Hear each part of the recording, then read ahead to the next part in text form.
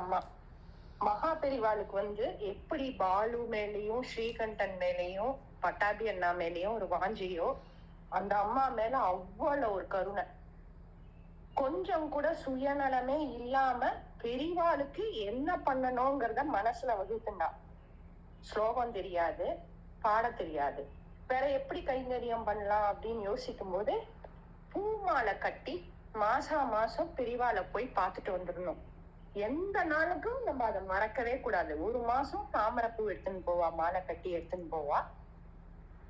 ஒரு மாசம் வில்வம், ஒரு மாசம் ரோஜா, ஒரு மாசம் இப்படி வரிசையா ஒவ்வொன்னா அது கட்டும் போது பெரிவாளிய மனசுல நினைச்சுண்டு பெரிவா பெரியே சொல்லின்னு கட்டுவா. கட்டும் போதே அவ்வளோ ஒரு வாத்சல்யத்தோட பெரிவா இத போட்டுண்டா எவ்வளவு அழகா இருப்பா, பெரிவா சிரிச்சா எப்படி இருக்கும், அந்த நினைப்பு கொஞ்சம் கூட அவன் மனசை விட்டு போகாம லௌகீகமா எதையுமே மனசுல போட்டுக்காம அந்த காரியம் செய்யும் போது பெரிவா மேல மட்டுமே அவளோட ஸ்மரணை இருந்தது. ஜெய ஜெயசங்கர ஹர ஹர சங்கர இதுதான் அவ வாயில வரும்.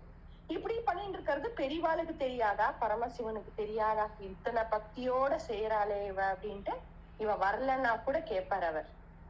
எங்க அவ வரலையா, ராதா வரலையா அப்படின்னு கேட்பார். அந்த அளவுக்கு பெரிவாளுக்கும் அவளுக்கும் நடுவுல நிறைய ரகசிய சம்பாஷணம். அவர் வெறும் பாப்பார், அவ்வளவுதான். அதுலயே இவளுக்கு எல்லா கஷ்டமும் மறைஞ்சிரும். அண்ணா சொன்ன மாதிரி கஷ்டம் மறைஞ்சிடும்னா போன உடனே அன்னைக்கே இதுவா இல்ல, அந்த தெரிவு பிறக்கும் அவளுக்கு. இப்படி இருக்கச்ச ஒரு நாள் என்ன ஆகுது, இதே மாதிரி பூ எடுத்துன்னு போகணும்னு நினைக்கும் போது அப்ப ஏதோ அந்த ஊர்ல ஏதோ ஒரு ஸ்ட்ரைக்கோ ஏதோ ஒண்ணுமே கிடைக்கல, பூவே கிடைக்கல அவளுக்கு. ஐயோ நமக்கு பூவும் இல்லையே, என்ன பண்றதுன்னு பார்த்தா அங்க ஒரு இடத்துல அருகம்புல் குவிச்சு வச்சிருந்தா. சரி பூ இல்ல, அருகம்புல் கிடைச்ச அருகம்புல்ல வாரி அது திருப்பி மனசுல பெரிவால நினைச்சிட்டு ஜெய ஜெயசங்கர ஹர ஹர சங்கரா சொல்லிண்டே அருகம்புல்ல கட்டுறான். கட்டும் போது பார்த்தா ரொம்ப ஒரு குட்டி மாலையாட்டம் வந்திருக்குது.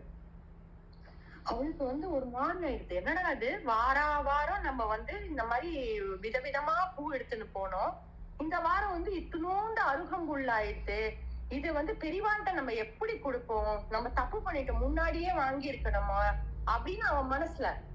அப்ப என்ன பண்ணுவா, எப்பவுமே பூவை எடுத்துட்டு போறவா தைரியமா எடுத்துன்னு போய் அதை வெளியில எடுத்து வச்சுட்டு பெரியவாளை பார்த்து சிரிச்சு நமஸ்காரம் பண்றவோ இது ஒரு பொட்டலம் கட்டின்ட்டா. அவமானம் ஆயிடுச்சு அவளுக்கு. அவன் என்ன நினைச்சுட்டானா, நமக்கு இத்தினூண்டு எடுத்துன்னு போனா பெரியவா கழுத்துக்கு பத்துமா, பெரியவா போட்டுப்பாளா இத எப்படின்னு நினைப்புல அதை ஒரு பேப்பர்ல பொட்டலமா கட்டின்னு போய் நைஸா என்ன பண்ணிட்டா, எல்லா இது இருக்குயா அங்க வச்சிருப்பா பழங்கள் அதெல்லாம், அதுக்கு நடுவுல அதை வச்சுட்டா. பெரியவா அதை பார்த்துட்டா.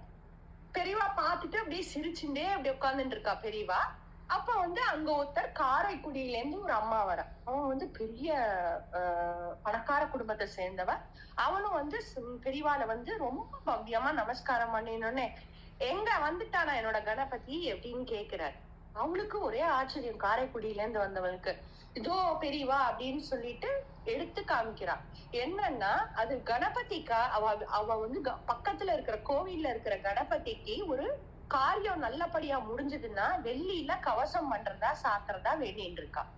சரின்னு சொல்லி அதை பண்ணி எடுத்துட்டு வந்திருக்கா. அதுதான் பெரியவா கேக்குறா. பெரியவா அத ரொம்ப அருமையா கையில அழகா வாங்கி பார்த்து சிரிச்சுட்டே, பாலு அங்க அந்த பொட்டலத்துக்குள்ள ஒரு இது இருக்கு பாரு, அருகம்புல், இது அதை எடுத்துட்டு வா அப்படின்னு சொல்றாரு. இவளுக்கு தூக்கி வாரி போடுறது. யாருக்கு, இந்த புதுக்கோட்டையில இருந்து போனாலே ராதா ராமமூர்த்திக்கு, அவங்களுக்கு தூக்கி வாரி போடுறது. என்னடா அது அப்படின்னு அவன் ஒரு மாதிரி விக்கிச்சு போய் பெரியவாளியா பாத்துட்டு இருக்கா. பெரியவா அந்த பொட்டலத்துல இருந்து அவரை எடுத்துன்னு வந்தோடனே அந்த அருகம்புல்ல எடுத்து போட்டா கச்சிதமா புளியாருக்கே செஞ்ச மாதிரி இருக்கு. அதுக்கு அவர் சொல்றாரு, பெரியவா சொல்ற, பக்தியில சின்னது பெரியது அப்படிங்கிறது கிடையாது. இப்படி பண்ணாதான் பக்தி அப்படின்னு பக்திக்கு ஒரு ஸ்டாண்டர்ட் கிடையாது. அவாளுக்கு என்னென்ன இது அத்தனையும் நடத்துறது நம்ம நடத்தல, கடவுள் நடத்துறவங்க.